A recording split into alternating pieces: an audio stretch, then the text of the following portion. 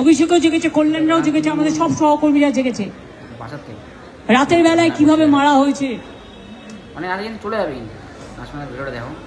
একজনকে জিজ্ঞেস করেছেন আমাদের কোনো একজন এমএলএ যে আপনি কেন এসব করছেন, আপনার ওখানে এত বাড়ি ভাঙলো, 7,000 লোককে উচ্ছেদ করলো,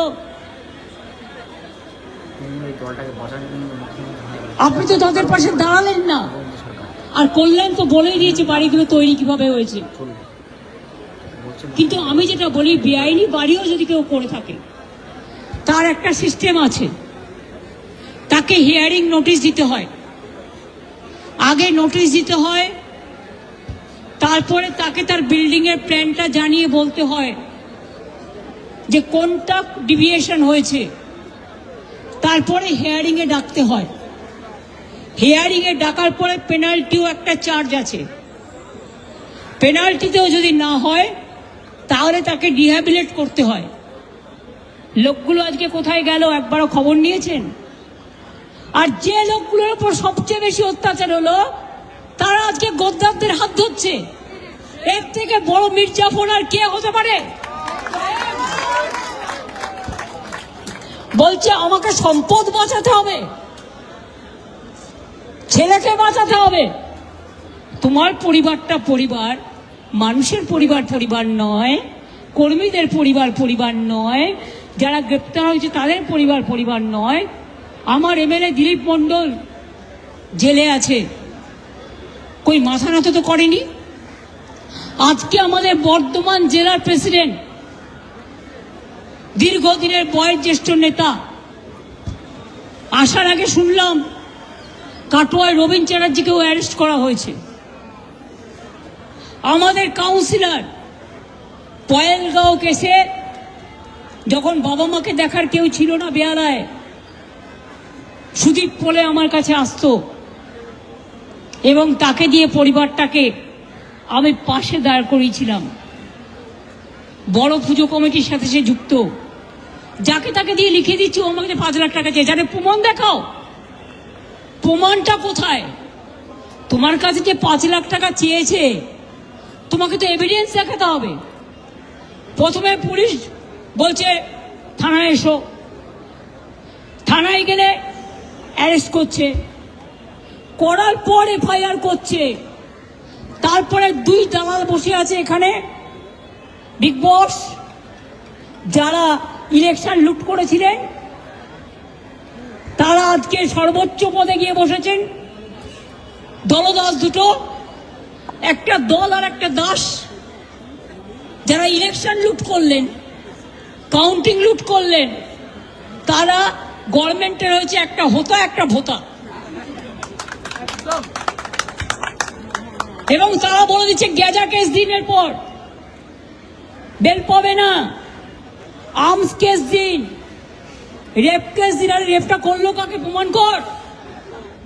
এই তো দুর্গাপুরে অত্যাচারিত হলো, কই আজ তো কেউ প্রতিবাদ করছেন না? কোথায় গেলেন?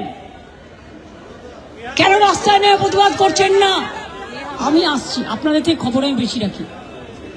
বেহালায় একটি মেয়ের ওপর গণধর্ষণ হলো, কই সব মুখ লুকিয়ে রাখলেন। ছোট্ট একটি বাচ্চা স্কুলে মারা গেল ট্রিটমেন্ট না পেয়ে। কোথায় হিউম্যান রাইটস কমিশন? দিল্লি। আগে একটা পিঁপড়ে কামড়ালেও হিউম্যান রাইটস কমিশন, কমিশন, মহিলা commission, schedule caste commission, schedule tribe commission, minority commission, NIA, CBI, ED, CD সব নিয়ে দিল্লির নেতারা। এই 5 বছর 10 বছর তো দেখছেন বিজেপি ক্ষমতা আসার পর এখানে মনে হচ্ছিল আমরা সবাই শান্তি, ওরা হচ্ছে মন্ত্রী। আমাদের একটা গাড়ি চলতো তো ওনাদের সাথে দিল্লি দেয়া সেন্ট্রাল ফোর্সের 10টা গাড়ি চলতো। বাবুরা দুধে ভাতে থেকেছেন। বলুন তো, জ্যোতিবাবু সরে যাওয়ার পর কোনোদিন জ্যোতিবাবুর বাড়ির সামনে গিয়ে কেউ একটা স্লোগান দিয়েছেন? বুদ্ধদেব বাবু হেরে যাওয়ার পর কোনো একদিন তার বাড়ির সামনে কেউ একটা স্লোগান দিয়েছেন? তাহলে আজকে আপনারা আমার বাড়ির সামনে লুম্পেন পাঠিয়ে বলছেন হার্ট অ্যাটাক হয়ে মর। আরে আমি এখন মরবো না যতদিন তোদের সরাবো না।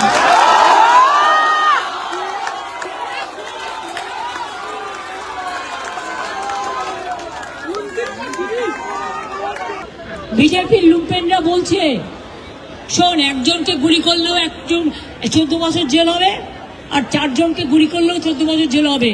অভিষেককে গুলি করে দে, কল্যাণকে গুলি করে দে, তৃণমূলের নেতাদের গুলি করে দে। এই তোমাদের শিক্ষা? যারা জীবনটা সোজা হয়ে চলতে পারে না তাদের মাথা উঁচু কি করে হবে? শাসক হবে নম্র, এটা শাসকের ধর্ম।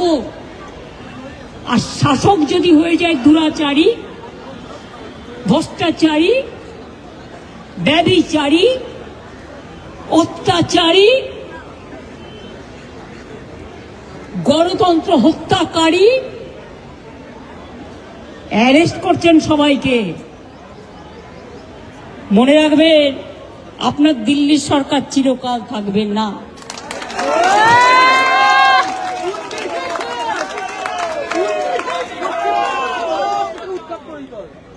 বিনাশের শুরু হয়ে গেছে। আজকে দেখলে তো আমাদের স্টেজ করতে দিল না, আমাদের মাইক্রোফোন দিল না। আমি বাড়ির হ্যান্ড মাইক পেরিয়ে চলে এলাম, আর একটা কোনো একটা গোডাউন টোডাউন হবে যার উপরে বসে আছে, এবং সেটা এত শক্ত যে বসে যাচ্ছে না।